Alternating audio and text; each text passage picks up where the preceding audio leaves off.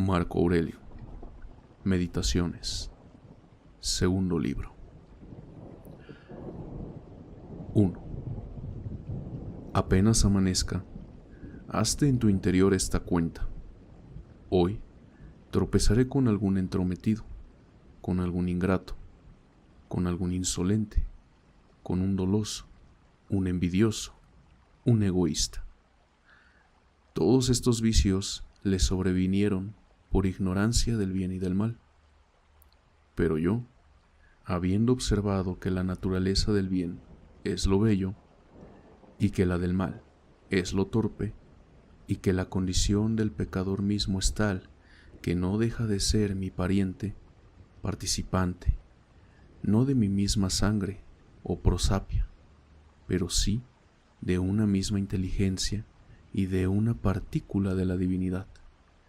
No puedo recibir afrenta de ninguno de ellos, porque ninguno podría mancharme con su infamia. No puedo tampoco enojarme contra mi pariente ni aborrecerle, que hemos sido creados para ayudarnos mutuamente, como lo hacen los pies, las manos, los párpados, los dos órdenes de dientes, el superior y el inferior.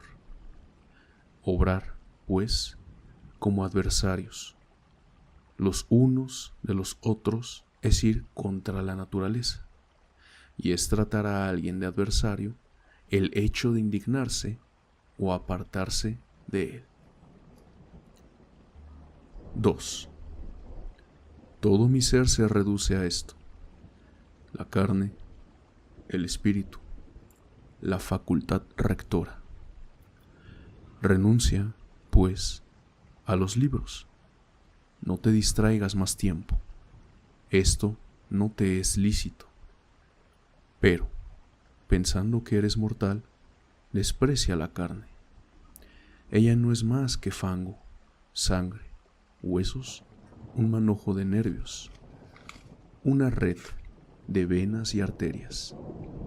Mira lo que viene a ser tu espíritu: viento, y no siempre el mismo, que a cada instante lo expeles para aspirarlo de nuevo. Queda, pues, en tercer lugar, la recta razón. Hazte así la cuenta. Eres viejo. No permitas que se le esclavice, que sea agitado, como títere movido por hilos, a merced de instintos egoístas, que se irrite contra el destino presente o que tema el futuro. 3. Las obras de los dioses se presentan rebosantes de una providencia. Las de la fortuna no dejan de depender de la misma naturaleza o de una trampa y concatenación de los acontecimientos regidos por la providencia. Todo dimana de ella. Además, cuanto acontece es necesario y contribuye a la utilidad común del universo, del cual tú eres una parte. A más de esto, para cada una de las partes de la naturaleza, el bien es lo que lleva consigo la condición de la naturaleza universal y lo que se ordena a su conservación. El mundo se conserva, sea por la transformación de los cuerpos mixtos, sea por la de los elementos. Bastente estos pensamientos como principios perpetuos. En cuanto a tu sed de lectura, deséchala, para poder morir, no refunfuñando, sino realmente resignado y con el corazón reconocido a los dioses. 4. Recuerda cuánto tiempo has diferido la ejecución de estas máximas, cuántas veces has obtenido moratorias de los dioses sin aprovecharlas.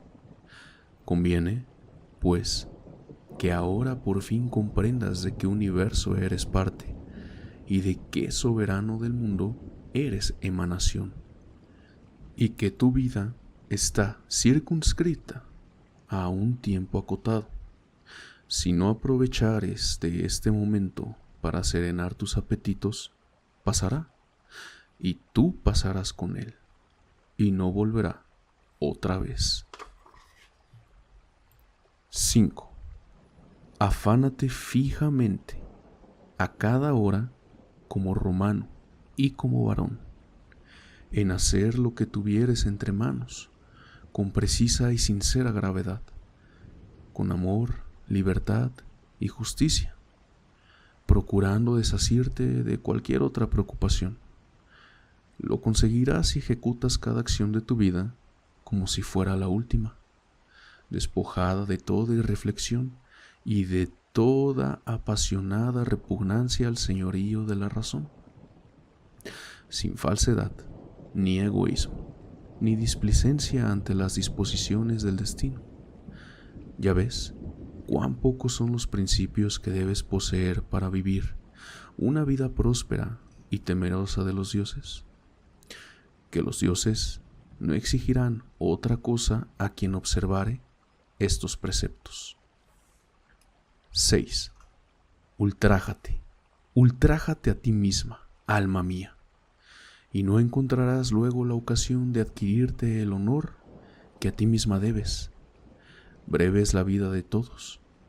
La tuya se te pasó casi toda, y no te aprecias cuando, por el contrario, mides tu felicidad por lo que acontece en las almas ajenas. 7. No te distraigan los incidentes exteriores. Desocúpate para aprender algo más de bueno, y cesa de andar girando como una devanadera.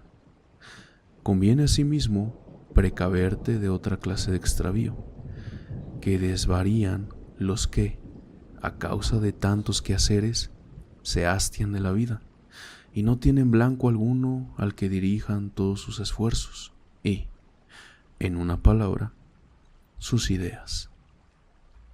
8. No es fácil tropezar con un hombre que sea desgraciado por dejar de entrometerse en lo que ocurre en el alma de los demás, pero los que no escudriñan los movimientos de su propia alma, fuerza es que sean desgraciados. 9. Es menester tener siempre presentes estos principios. ¿Cuál es la naturaleza del universo y cuál es la mía? ¿Qué relación existe entre esta y aquella? ¿Qué parte del universo soy yo y quién es él mismo?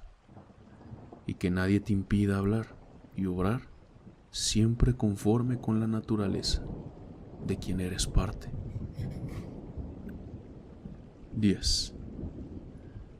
Como filósofo, ha juzgado Teófrasto, cuando en aquella comparación que hacía de las faltas entre sí, afirma: ¿cómo haría cualquiera que comparase, regido por el sentido común, que las faltas cometidas por concupiscencia son más graves que las cometidas por ira? En efecto, el hombre montado en cólera experimenta cierta pena y una secreta angustia de corazón al desviarse de la razón, pero el que peca por concupiscencia, vencido por el deleite, aparenta una cierta debilidad y afeminamiento al incurrir en estas faltas. Con razón, pues, y como filósofo digno de tal nombre, Teófrasto sostiene que los desórdenes cometidos por placer son más censurables que los cometidos con dolor. Ciertamente, en el último caso, el culpable parece ser un hombre provocado por la justicia y forzado a inflamarse en cólera. En el primer caso, por el contrario, es él mismo quien ha decidido ser injusto, arrastrado a obrar así por el capricho de la concupiscencia. 11. Conforma siempre tus acciones, palabras y pensamientos a la idea de que puedes salir a cada instante de la vida, por más que, si hay dioses, despedirse de los hombres nada quiere decir, pues éstos no sabrían hundirte en la desgracia. Y si no los hay, o bien, si no se cuidan de las cosas humanas, ¿a qué vivir en un mundo vacío de dioses o falto de providencia? Pero la verdad es que ellos existen y miran por las cosas humanas, y, a fin de que no venga el hombre a incurrir en los verdaderos males, es a él mismo a quien han conferido plena autoridad. Si algo fuera de estos males nos fuera nocivo, hubiésense ellos desvelado para que cada uno de nosotros pudiera preservarse de ello. Pero lo que no empeora al hombre, ¿cómo podría empeorarle la vida? La naturaleza universal no hubiera dejado de proveer para este mal, ni por ignorancia, ni de propósito, como sin arbitrio para precaverlo o corregirlo. Ni por impotencia, ni por incapacidad, hubiera cometido ella el grave delito de repartir los bienes en la misma medida que los males, a los buenos y a los malos, indistintamente. Pero la muerte y la vida, la gloria y la oscuridad, el dolor y el placer, la riqueza y la pobreza, todo está repartido en la misma medida, a los hombres buenos y a los malos, sin ser por ello ni cosas honestas ni torpes. Luego, en rigor, no son ni bienes ni males verdaderos. 12. ¿Con cuánta velocidad se pasa todo? En el mundo, los cuerpos, y en la posteridad, su memoria. ¿De qué condición son todos los objetos sensibles y, con qué particularidad, lo que nos halaga por el placer, o nos espanta por el dolor, o resuena por la vanidad a todos los vientos? ¿Cómo aparece todo vil, despreciable, vasto, destructible, muerto, a las mentes capaces de percibirlo? ¿Qué son aquellos de cuyo modo de opinar y hablar depende la reputación? ¿Qué es la muerte?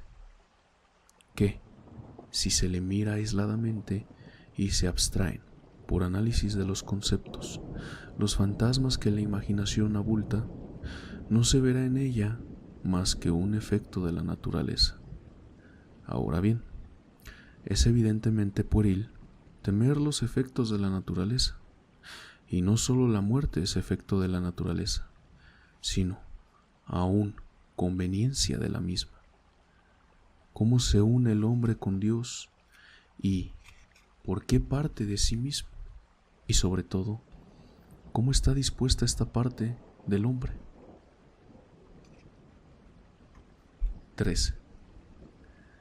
Nada más infeliz que el hombre que lo inquiere todo, girando de aquí para allá, que escruta, como dice el poeta, las profundidades de la tierra, que indaga, por conjeturas, lo que acontece en el alma ajena, sin acabar de entender que le bastaría solo aplicarse al Dios que habita en su interior y venerarle como es debido. Este culto consiste en conservarse puro de pasiones, de temeridad y de disgusto, por aquello que procede de los dioses y de los hombres, porque lo que viene de los dioses es digno de respeto, por ser obra de sí virtuosa, y lo que viene de los hombres nos es caro a causa del parentesco, si bien a veces no deja de ser, en cierto sentido, objeto de compasión por su ignorancia del bien y del mal, ceguera no menor que la que nos impide poder discernir lo blanco de lo negro. 14. Aunque debieras vivir 3000 años y aún 10 veces otros tantos, acuérdate siempre que no se pierde otra vida que la que se vive, y que solo se vive la que se pierde. Así, la más larga vida y la más corta vienen a reducirse a lo mismo. El momento presente que se vive es igual para todos. El que se pierde lo es también. y este que se pierde llega a parecernos indivisible. Y es que no se pierde el pasado ni el futuro, pues lo que no poseemos, ¿cómo podría arrebatársenos? Conviene tener siempre en la mente estas dos cosas.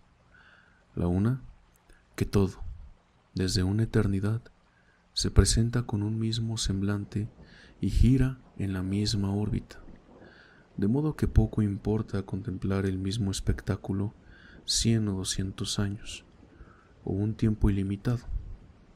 La otra, que el anciano y el que muere prematuramente experimentan la misma pérdida, puesto que solo se nos priva del presente, que es lo único que poseemos, visto que no se puede perder lo que no se posee. 15. Todo es opinión. Evidentes son estas palabras enderezadas a Amónimo, el cínico. Evidente también la utilidad de dicha máxima, si sabemos valernos de su agudeza, sin franquear el límite de su verdad. 16. Se deshonra el alma del hombre, particularmente cuando, por lo que así toca, viene a hacerse como un divieso o una excrescencia en el cuerpo del mundo, porque irritarse con alguno de los acontecimientos que sobrevienen es como un absceso de la naturaleza universal, de la cual participan las naturalezas de todos los otros seres. El alma se deshonra a sí mismo cuando se muestra adversa a alguno de los otros hombres, o se comporta con él con intención de hacerle mal, como acontece con las almas poseídas de ira. Lo tercero, se deshonra cuando se da por vencida del dolor o el placer. Lo cuarto, cuando disimula, finge y altera la verdad por obra o de palabra. Lo quinto, cuando lanza su actividad o sus apetitos sin blanco fijo y lo ejecuta todo al azar y sin continuidad, siendo así que aún las más pequeñas acciones deberían tender a un fin propuesto. Y el fin de los seres racionales es obedecer la razón y a la ley de la naturaleza, la más augusta de las ciudades y gobiernos. 17. El tiempo de la vida humana es un punto, la sustancia fluente, la sensación oscurecida, toda la constitución del cuerpo corruptible, el alma inquieta, el destino enigmático, la fama indefinible.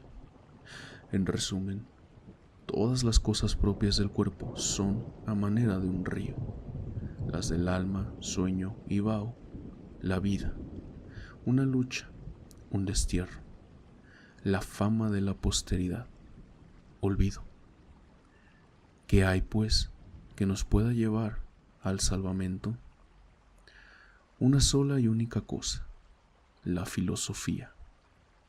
Y esta consiste en conservar el Dios interior sin ultraje ni daño, para que triunfe de placeres y dolores, para que no obre al acaso y se mantenga lejos de toda falsedad y disimulo, al margen de que se haga o no se haga esto o aquello.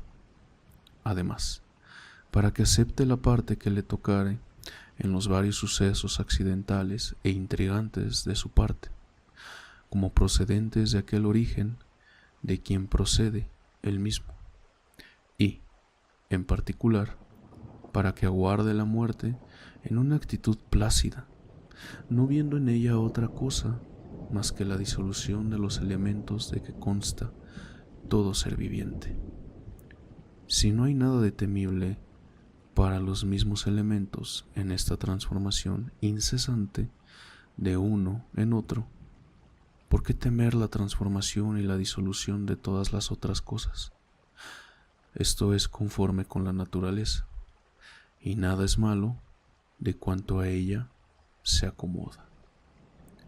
Encarnuto. Segundo libro. Meditaciones. Marco Aurelio.